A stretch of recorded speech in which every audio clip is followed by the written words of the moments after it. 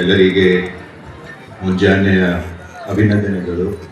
ಮಾನ್ಯ ಮುಖ್ಯಮಂತ್ರಿಯವರ ಮತ್ತು ಸನ್ಮಾನ್ಯ ಸಚಿವರ ಅನುಮತಿ ಮೇರೆಗೆ ಇವತ್ತಿನ ಪ್ರಸ್ತಾವಿಕ ನುಡಿಯಲ್ಲಿ ಈ ಸುಂದರವಾದ ಸಮಾರಂಭದ ಹಿನ್ನೆಲೆಯನ್ನು ಕೆಲವು ಸೆಂಟೆನ್ಸಲ್ಲಿ ಹೇಳಿ ಬಯಸುತ್ತೇನೆ. ಕಳೆದ ವರ್ಷದ ಬಜೆಟ್ನಲ್ಲಿ ಸನ್ಮಾನ್ಯ ಮುಖ್ಯಮಂತ್ರಿಯವರು ಆರೋಗ್ಯ ಇಲಾಖೆಯ ಎಲ್ಲ ಕ್ರಿಟಿಕಲ್ ಹುದ್ದೆಗಳನ್ನು ತುಂಬುವುದು ಅಂತ ಘೋಷಿಸಿದರು.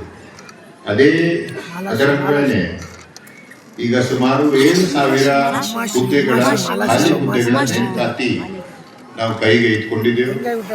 ಈಗಾಗಲೇ 2,000 ಹುದ್ದೆಗಳನ್ನು ನಾವು ಈಗಾಗಲೇ ತುಂಬಿದೆವು. ಅದರಲ್ಲಿ 1,500 MBBS ಡಾಕ್ಟರ್ಸ್ಗಳು, ಸುಮಾರು 500 ಗ್ರೂಪ್ ಡಿ ಸಿಬ್ಬಂದಿಗಳು ಔಟ್ಸೋರ್ಸ್ ಮುಖಾಂತರ ತಗೊಂಡಿದ್ದೆವು.